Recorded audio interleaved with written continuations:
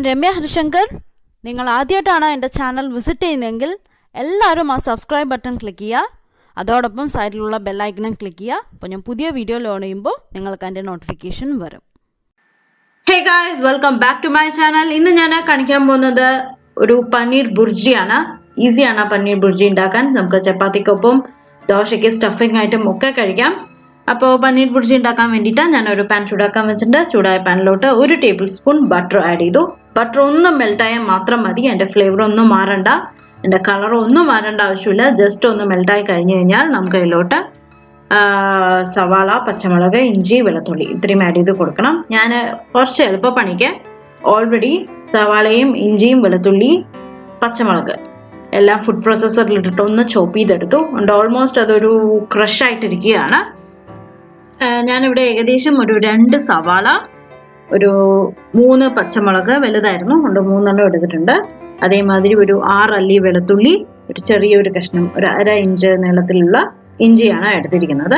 അത് 4 കൂടെ ഇട്ടിട്ടാണ് ഫുഡ് പ്രോസസ്സറിൽ ചോപ്പ് ചെയ്തിട്ടത്. ഞാനിപ്പോൾ അതിൻ്റെ പാതി മിക്സ്ചർ അതിലേക്ക് ആഡ് ചെയ്തിട്ടുണ്ട്.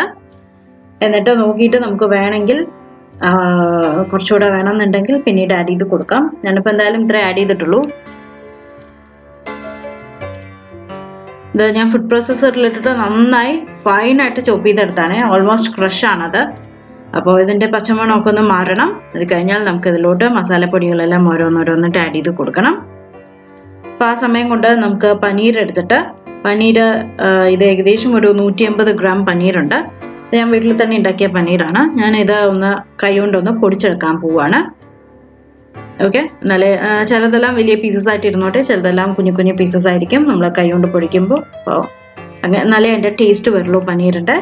അപ്പോൾ ഞാൻ എന്തായാലും ഒന്ന് കൈ കൊണ്ട് നന്നായി ഒന്ന് ഗ്രേറ്റ് ചെയ്ത് ഒന്ന് പൊടിച്ചെടുക്കാൻ പോവുകയാണ്. ഒരു ഗ്രേറ്റർ കൊണ്ട് ഗ്രേറ്റ് ചെയ്താലും കുഴപ്പമൊന്നുമില്ല, പക്ഷെ ഞാൻ ഗ്രേറ്ററിനെക്കാട്ടിലും പ്രിഫർ ചെയ്യുന്നത് കൈ കൊണ്ട് പൊടിച്ചെടുക്കാനാണ്.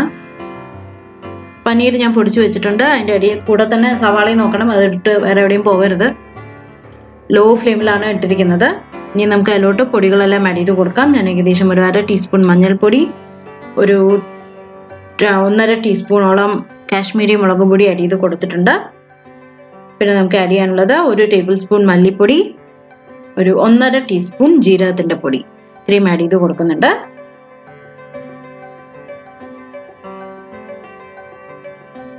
അല്ലേ, 1.5 ടീസ്പൂണോളം ജീരകപ്പൊടി ആഡ് ചെയ്ത് കഴിഞ്ഞു. ഇനി നമുക്ക് മസാലയൊക്കെ നന്നായി ഒന്ന് ഇളക്കി കൊടുക്കണം. എൻ്റെ പച്ചമണമൊക്കെ ഒന്ന് മാറണം.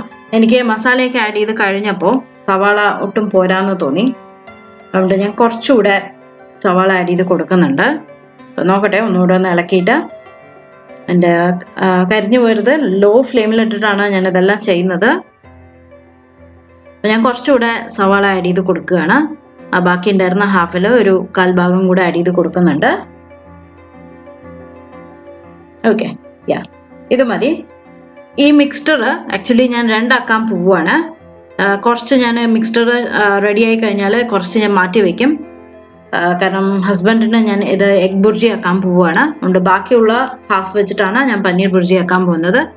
നാളെ തന്നെ ഞാൻ എൻ്റെ എഗ് ബുർജിയും ഞാൻ വീഡിയോ ഷെയർ ചെയ്യാം. കാരണം രണ്ടും കൂടെ ഒപ്പം ഷെയർ ചെയ്യുമ്പോൾ ഒരുപാട് ലോങ് വീഡിയോ ആയി പോകും. അപ്പോൾ ഈ മിക്സ്ചർ എന്തായാലും എൻ്റെ പച്ചമുളകും പോട്ടെ, കാരണം നമ്മൾ വീണ്ടും സവാളയും പച്ചമുളക്, ഇഞ്ചി, വെളുത്തുള്ളിയുടെ ക്രഷ് ആഡ് ചെയ്ത് കൊടുത്തല്ലോ. അപ്പോൾ ഒരു 2-3 മിനിറ്റ് വീണ്ടും നന്നായി ഒന്ന് ഇളക്കണം. ഇങ്ങനെ ഇളക്കിയ ശേഷം ഞാൻ ഇതിലോട്ട് വലിയൊരു ക്യാപ്സിക്കം വളരെ കുഞ്ഞായി ചോപ്പ് ചെയ്ത് വെച്ചിട്ടുണ്ടായിരുന്നു. ഇതും ഞാൻ ഫുഡ് പ്രോസസ്സറിലിട്ടിട്ട് ഒന്ന് പ്രോസസ്സ് ചെയ്തെടുത്തതാണ്. അത് ആഡ് ചെയ്ത് കൊടുക്കുക. ഫുഡ് പ്രോസസ്സറില്ലെങ്കിൽ ഒരു കുഴപ്പമില്ല കേട്ടോ, കൈ കൊണ്ട് നല്ല കുഞ്ഞായി അരിഞ്ഞാൽ മതി. വലിയ വലിയ പീസസ് ആയിട്ട് ഇരിക്കുകയാണെങ്കിൽ ചിലപ്പോൾ കഴിച്ചൊന്നും വരില്ല. ഞാൻ തന്നെ കണ്ടു കഴിഞ്ഞാൽ പെറുക്കി മാറ്റാൻ സാധ്യതയുണ്ട്. അതുകൊണ്ടാണ് വളരെ കുഞ്ഞായി അരിഞ്ഞത്. എല്ലാം സവാളയും ക്യാപ്സിക്കം എല്ലാം. അപ്പോൾ ക്യാപ്സിക്കം വലുതായിട്ടൊന്നും കുക്കിംഗ് ടൈം എടുക്കില്ല, പെട്ടെന്ന് കുക്കായി വരും. ഒരു 2-3 മിനിറ്റ് അതിനുള്ളിൽ കുക്കായിട്ട് വരും. പിന്നെ നമ്മൾ വളരെ കുഞ്ഞായിട്ടല്ലേ അരിഞ്ഞിരിക്കുന്നത്, അതുകൊണ്ട് പെട്ടെന്നായി കിട്ടും. ഇപ്പം കണ്ടില്ലേ, നമ്മുടെ മിക്സ്ചർ റെഡിയായി. ഞാനത് 2 ആയിട്ട് ഡിവൈഡ് ചെയ്യുകയാണ്. എന്നിട്ട് ഒരു മിക്സ്ചർ ഞാൻ മാറ്റി വയ്ക്കുകയാണ് വേറൊരു പ്ലേറ്റിലോട്ട്. എന്നിട്ട് ഈ ബാക്കിയുള്ള ഹാഫ് വെച്ചിട്ടാണ് ഞാൻ പനീർ ബുർജി പ്രിപ്പയർ ചെയ്യാൻ പോകുന്നത്. ഞാൻ പറഞ്ഞില്ല, ഞാനിവിടെ ഏകദേശം ഒരു 180 ഗ്രാം പനീറാണ് എടുത്ത് നമ്മൾ കൈ കൊണ്ടൊന്ന് ക്രംബിൾ ചെയ്തെടുത്തത്. ഞാൻ ഒരു ഹാഫ് മാറ്റി, മറ്റേ ഹാഫിൽ നമുക്ക് ഇനി ബാക്കി ഇൻഗ്രീഡിയൻസ് എല്ലാം ആഡ് ചെയ്ത് കൊടുക്കണം. ഞാനിപ്പോൾ ആഡ് ചെയ്യാൻ പോകുന്നത് കുറച്ച് പനീര്, ഏകദേശം ഇതൊരു 150 ഗ്രാം ഉണ്ട്. കൈകൊണ്ട് തന്നെ ഒന്ന് ഗ്രേറ്റ് ചെയ്തെടുക്കുക, അല്ലെങ്കിൽ കൈകൊണ്ട് തന്നെ ഒന്ന് പൊടിച്ചെടുക്കുക. ഇപ്പോൾ പനീർ ആഡ് ചെയ്ത് കഴിഞ്ഞു.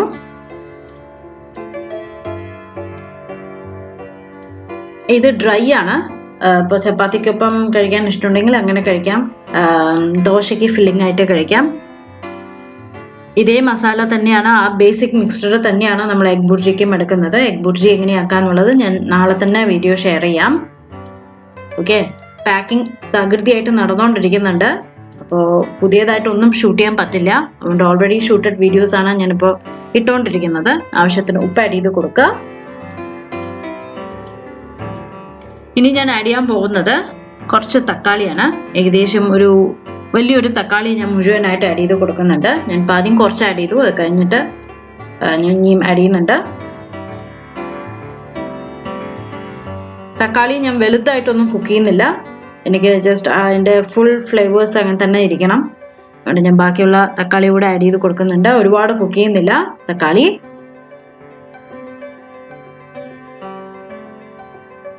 ആക്ച്വലി നമ്മുടെ പനീർ ബുർജി ഇതെല്ലാം ഒന്ന് നന്നായി ഒന്ന് മിക്സ് ചെയ്ത് വന്നു കഴിഞ്ഞാൽ ഇനി ഓവർ കുക്ക് ചെയ്യേണ്ട ആവശ്യമില്ല.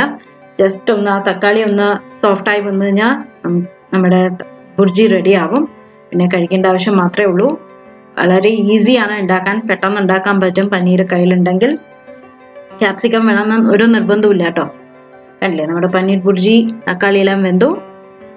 നമ്മുടെ പനീർ ബുർജി റെഡിയായി. ഞാൻ തീ ഓഫ് ചെയ്തു, ഞാനൊരു പ്ലേറ്റിലോട്ട് മാറ്റുകയാണ്. അപ്പോൾ ഇത്രയേ ഉള്ളൂ, നമ്മുടെ പനീർ ബുർജി റെഡിയായി. ഇനി ബാക്കിയുള്ള ഹാഫ് ഞാൻ വീണ്ടും ഈ പാനിലോട്ട് ഇട്ട് കൊടുത്തിട്ട് ഞാൻ അതിനെ എഗ് ബുർജി ആക്കാൻ പോവുകയാണ്. അപ്പോൾ അത് ഞാൻ നാളെ തന്നെ ഷെയർ ചെയ്യാം. അപ്പോൾ ഇതെന്തായാലും ട്രൈ നോക്കുക, പനീർ ബുർജി. പുതിയ വീഡിയോ ആയിട്ട് നമുക്ക് വീണ്ടും കാണാം. Bye bye.